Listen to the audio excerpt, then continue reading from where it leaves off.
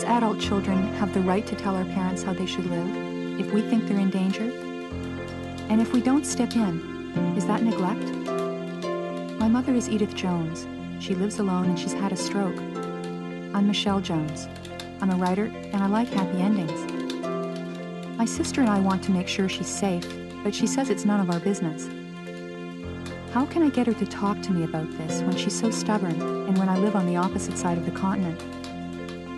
Since my mother's an actress, I wrote a play for her called The Afternoon Group about these issues.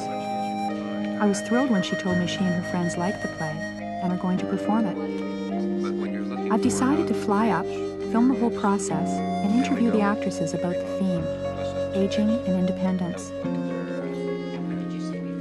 By talking about the play and its theme, maybe my mother and I can find a way to talk about ourselves.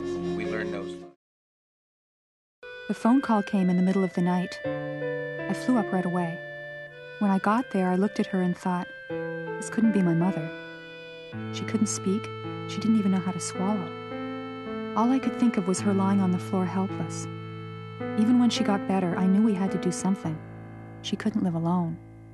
After I got better and I was home from the hospital, we went around to different places, and Michelle and Wendy were quite keen that I should live in a home.